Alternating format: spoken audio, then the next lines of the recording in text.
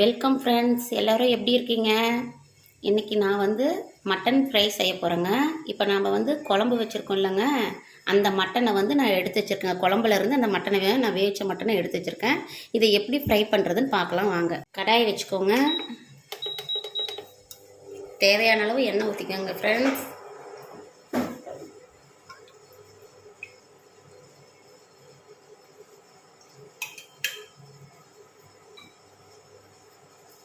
எண்ணெய் காஞ்சதும் நம்ம கடுகு சேர்த்துக்கலாம். கருவேப்பிலை சேர்த்துக்கோங்க. வெங்காயம், பச்சை மிளகா, தக்காளி இது மூணையும் நான் கட் பண்ணி வச்சுருக்கேங்க. அதை சேர்த்து நல்லா வதக்கலாங்க.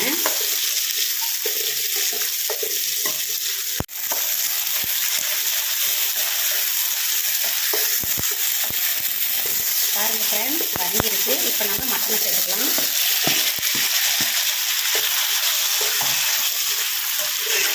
இந்த மட்டன் நான் வச்ச குழம்பு பாருங்கள், தண்ணி குழம்பு நான் வீடியோ எடுத்துருக்கேங்க. நான் அந்த வீடியோ உங்களுக்கு நான் அப்டேட் பண்ணுறேங்க.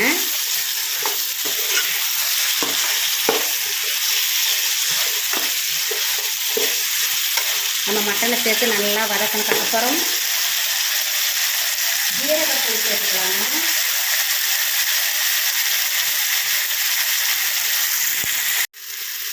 ஜீரகத்தூள்,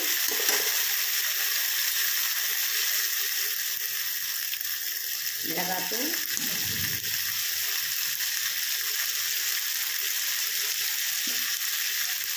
பெப்பர்,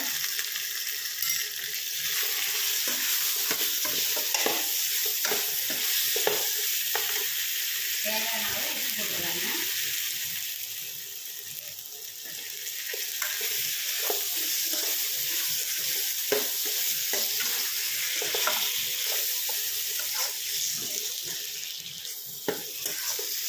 பாருங்கள், நான் குழம்புல இருந்து எடுத்த கறியை தாங்க இப்போ ஃப்ரை பண்ணுறேன். அந்த தண்ணி குழம்பே கொஞ்சம் நான் ஆட் பண்ணிக்கிறேங்க.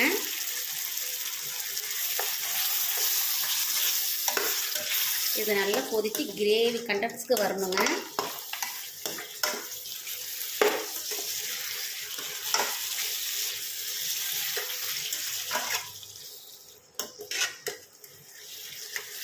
நல்லா ட்ரை ஆகணுங்க.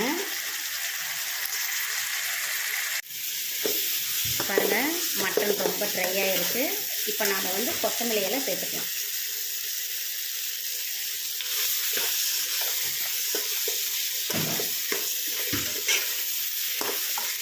இப்போ மட்டன் ஃப்ரை ரெடி ஆகிடுச்சுங்க.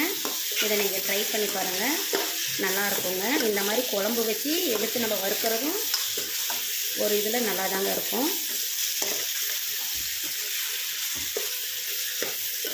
நீங்களும் இந்த மாதிரி ட்ரை பண்ணி பாருங்கள். என்னோடய சமையல் உங்களுக்கு பிடிக்கும்னு நான் நினைக்கிறேன்.